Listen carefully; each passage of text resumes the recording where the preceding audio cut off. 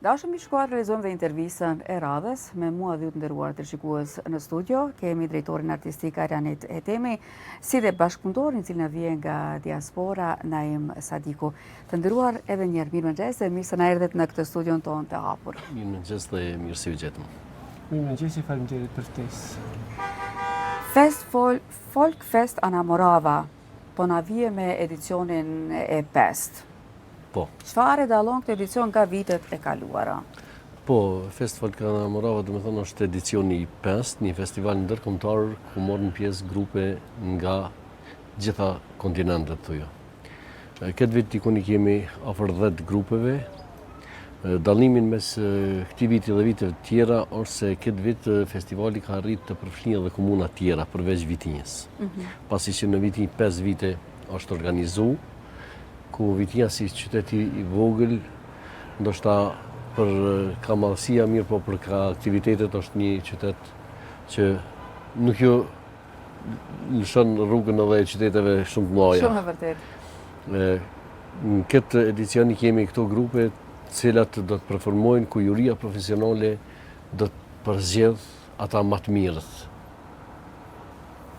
Zotri Sadiku, çfarë mund na thuash për këtë edicion të 5?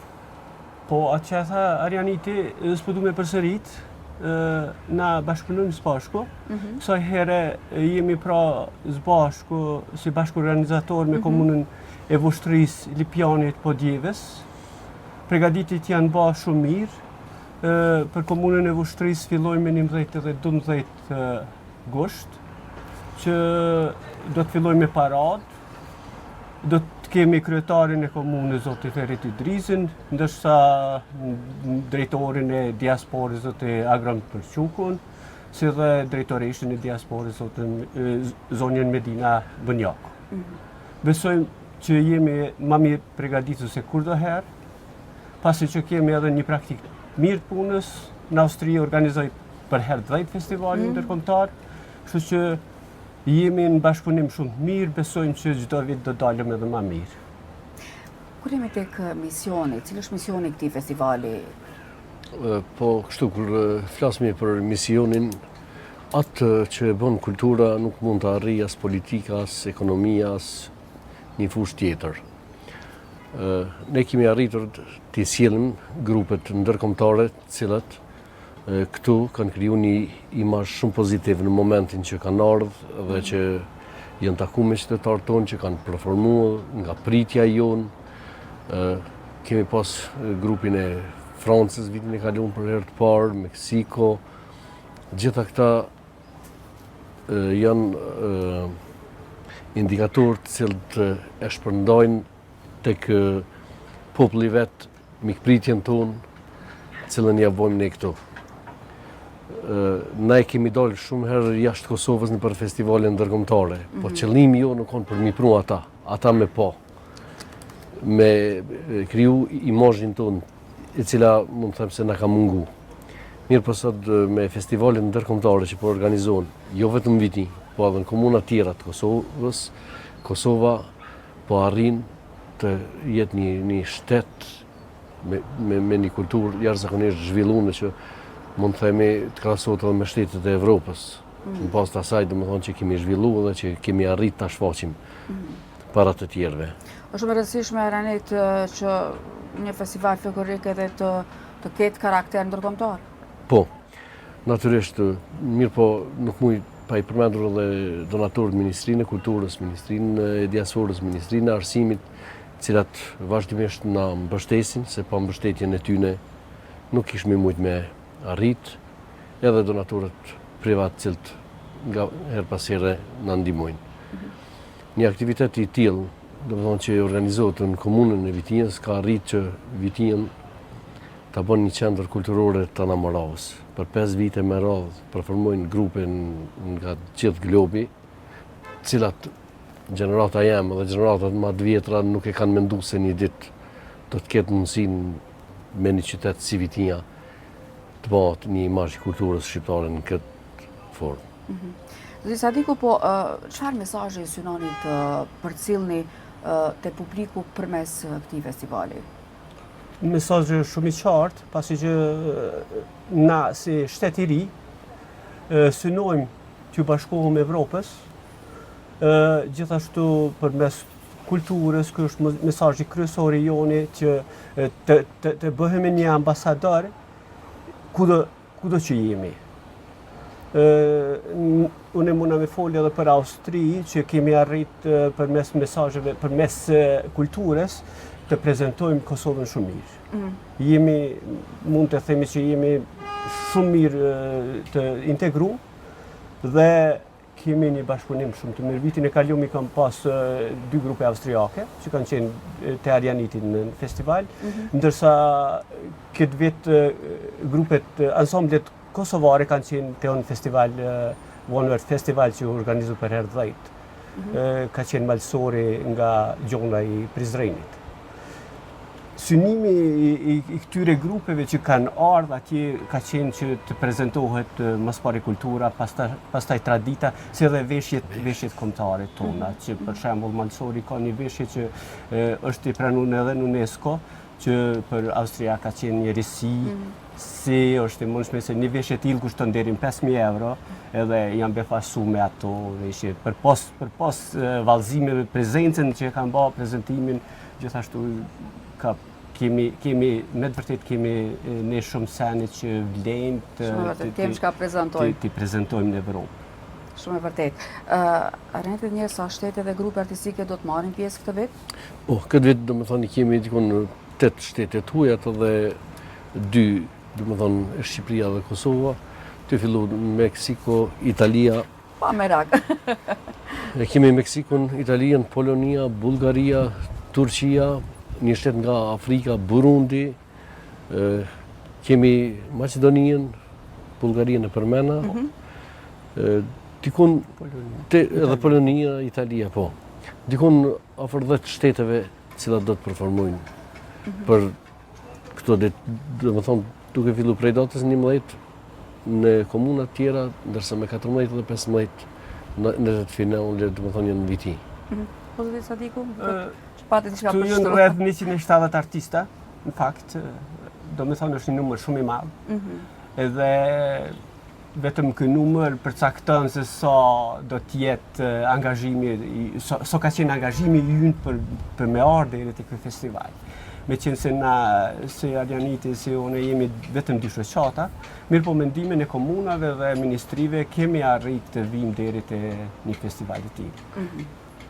Po kur jemi tek kriteret, çfarë kriteresh edhe përdorni për zgjedhjen e pjesëmarrësve? Po, juria profesionale e përbërë, do të thonë, prej njerëzve profesional, do të përzgjedh grupin më të mirë, prezentimin më të mirë, veshjen më të mirë, vallën më të mirë, çmimin special të festivalit, dyshja më e mirë, koreografia, do të thonë janë çmimet të cilat juria veç i ka të përgatitura dhe do t'i përcjell grupet, cili prej grupe vitin e kaluar ka qenë Meksiko, që ka marrë kupën e festivalit.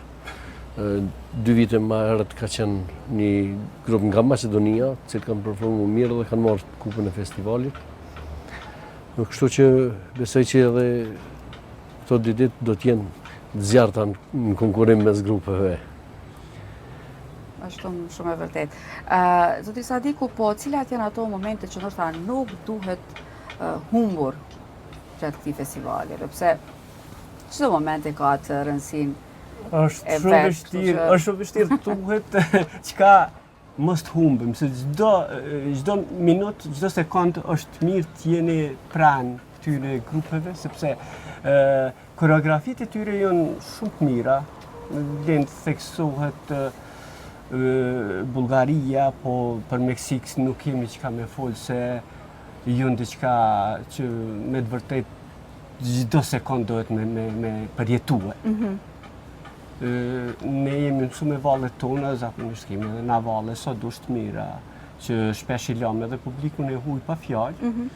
Mirë po është mirë mi përcjell edhe valle tjera, koreografi tjera që me të vërtet kanë një kuptim ose një mesazh për të gjithë njerëzimin. Shumë vërtet. Sa po arrim ne ndoshta si shoqëri që të përcjellim tek brezat e rinj atë dashurinë për folklorin? Po. Është pak problematike, është një sfidë për ta përcjellur të gjeneratat e reja, pasi që tash është domethënë bota elektrizuar, telefonat, rrjetet sociale, edhe ka fillu, është një shkputje, mund të themi.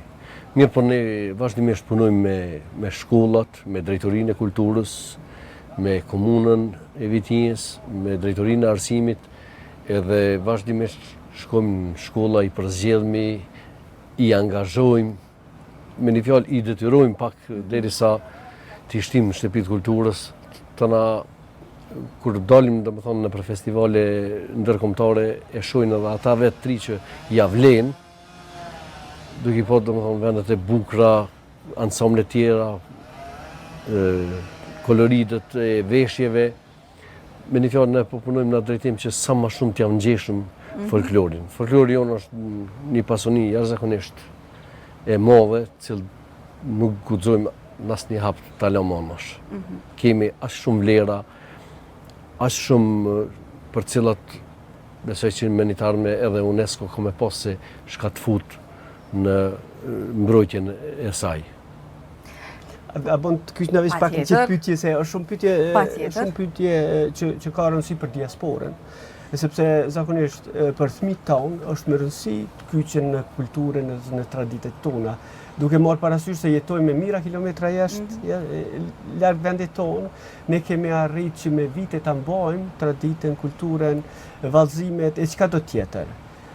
Duhet të theksoj se në shoqatën internacionale kemi rreth 300 antar, ku gjysma e tyre janë shqiptarë.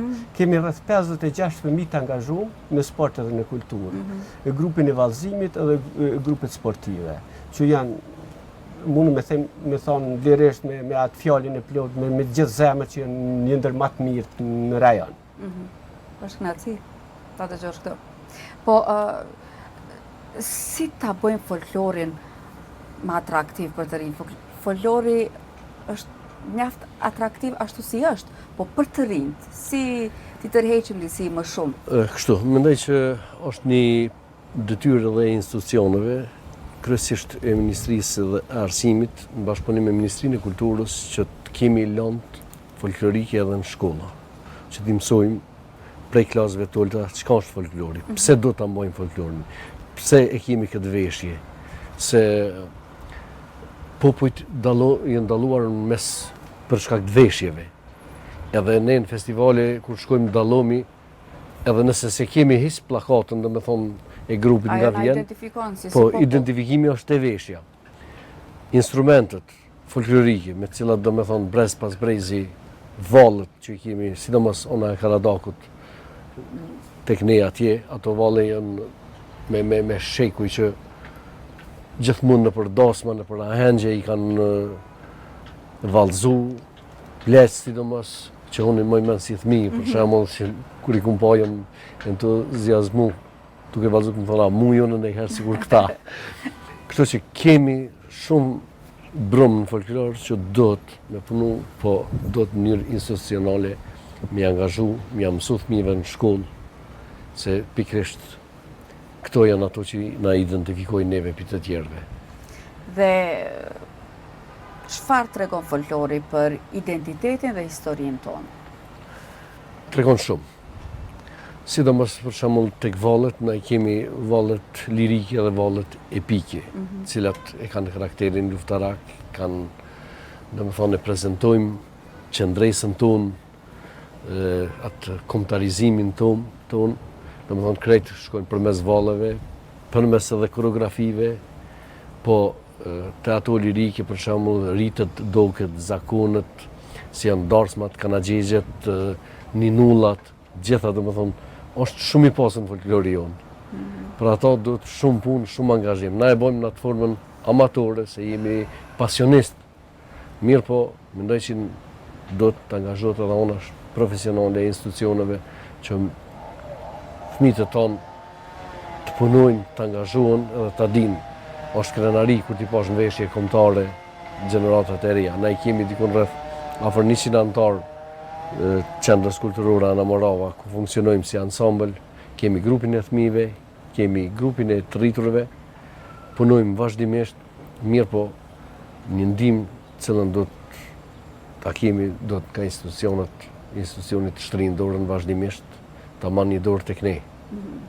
Dërsa ti ku po, a ekziston dhe rreziku që globalizmi të zbedhë traditat tona? Kjo është një rrezik potencial në gjithë botën, jo vetëm te na, meqense ne zakonisht i ruajmë traditat tona sepse që nga fëmëria filloj me çdo send që është tradicional. Do me thonë, unë jetoj që 35 vite në Austri dhe deri më tani nuk shoh ndonjë ndryshim. Edhe pse fëmijët tonë jetojnë, mësohen, po mendojnë, rriten me 2 gjuhë ose 3 gjuhë për një herë, gjithmonë prioritetin e kanë te gjuha shqipe dhe janë gjithmonë ata që dëshirojnë të vinë këtu. Në këtë aspekt, po them se globalizmi nuk besoj që ka me ndikuar shumë në kombin tonë. Për shkak se rrethonat që na kanë okupuar me kohë, na kanë kalitur ashtu që t'jem gjithmonë stoik dhe t'jem gjithmonë të gatshëm për një sakrificë, e sidomos për brezat e ardhshëm. Ranet? Mendoj që neve na duhet shumë të punojmë këtë drejtim, se është fakt në globalizmi i rrezikun prej zhdukjes elementeve të folklorit, se krejt e ka bën domethënë rrjetet sociale, elektronizimi i çdo gjoja sot, mirë po populli jonë si popull mendoj që çështë ka rujt me dekada e shekuj, vazhdon të arruj. Kemi entuziastë, domethënë edhe familje që i ruajnë këto, se kemi pas rast të takojmë, të nxjerrmi shumë, të punojmë në këtë drejtim, dhe mendoj që te ne, sado që rrezikohet, na apet do t'ja dalim. Nëse duam edhe mund t'i ruajmë ato. Po. Mendoj që deri tash për shekuj me radhë kemi rujt dhe kemi me rujt. Pavarësisht, domethënë, kësaj kohe që është sot, po dhe te popujt tjerë në shoh edhe nëpër festivale dhe interesohem shumë sa kanë kujdes ata për folklorin e tyre për vlerat. Jashtëzakonisht kur është në pyetje, domethënë preket folklori, sicili mundohet atë vetën me prezantu sa më shumë edhe me dhonë një opinion se e tina është ma e mirë se e krejnë. Shka që na mendojmë që e jona është mbi të gjitha. Mirë, e mira është sepse më pas se cili do të mundohet të prezentojmë mënyrën më të mirë të mundshme dhe do të jemi, kur thonë pyetje folklori jonë, do të jemi fanatik në këtë aspekt. Absolut mos lëshojmë pe. Do të harrojmë mjaft fanatizëm. Jemi në minutën e fundit dhe 2 pyetje të fundit të nderuar. Cilat janë ato elemente folklorit Ana Moravës që meritojnë më shumë promovim? Po, domethënë Ana Morava shqut për valle. Janë valle, dikun janë afër 32 thojnë, po na një 13-14 i vallëzojmë kështu vazhdimisht. Domethënë njihet si zonë e valleve të Malësisë Karadakut, se Ana Morava domethënë shtrihet buzëbjeshkëve të Karadakut. Karadaku është një region, siç e dimë ne, prej Presheve, Malësie Kumanovës, e Shkup e deri në Vitinje Kaçanik, është i pasur shumë me valle. Ka shumë valle të karakterit domethënë epike dhe lirike që e prezantojnë historinë tonë. Orritet, doket, zakunet, gjithat këtu, domethënë i kemi brenda aty në valleve. Dhe një mesazh të fundit për trashëguesit tanë nga të dy do doja. Kështu, unë fillimisht ju falenderoj Televizionin e Kosovës, i cili na i ka dhënë këtë hapësirë që të prezantojmë festivalin dhe gjitha aktivitetet tona. I përshëndesim shikuesit Kosovë dhe në diasporë, natyrisht, cilët janë duke na ndjekur. Gjithashtu i falenderoj edhe donatorët institucionet qendrore dhe ato komunale si Drejtorinë e Kulturës, Komunën e Vitinjes dhe gjithë donatorët tjerë. Dhe i los që asnjëherë mos na lënë pa ndihmë, se pa ta na nuk mujmë.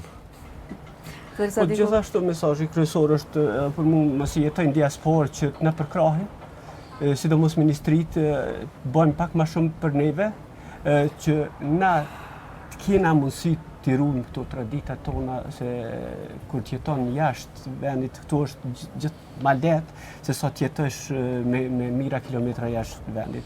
Kështu që po mundohem të bëjmë pa mundurën që t'jemi gjithmonë këtu. Gjithashtu për gjithë ata që kanë ardhur në pushime këtu, mos të rrinë vetëm shtëpi, po të dalin, le të vinë në koncerte, le të vinë në festivalet tona, të shohin dhe të shoqënohen me Kosovar, po mendoj me Kosovar, me gjithë ata njerëz që shohin dhe janë pranishëm e vendit të tyre. Po. Unë ju falenderoj shumë që në datë kohë dhe ishte mysafir në programin e mëngjesit. Besoj që i tham ato që u deshën të thueshin, nëse nuk ju kemi mbetur bërë diçka për do një gjë që është dashur me patjetër të thuhet. Faleminderit edhe për juve, ishte kënaqësi. Kënaqësi ishte edhe imja dhe unë të shpresoj shumë suksese dhe të mos ndaleni. Besoj që nuk do të mungojnë as për krajet.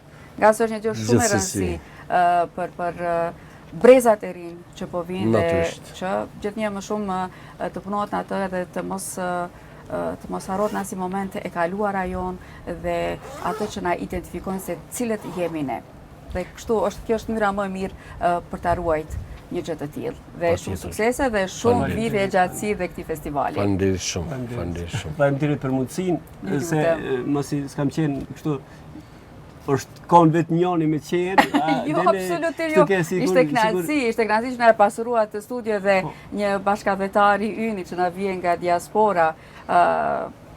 Ne nuk do të mund t'ja dilnim edhe pa juve, i nderuar Sadiku. Kështu që ju lutem. Unë ju falenderoj juve shumë që gjetët kohë dhe ishit dhe që na nderonit me prezencën tuaj dhe një herë shumë suksese.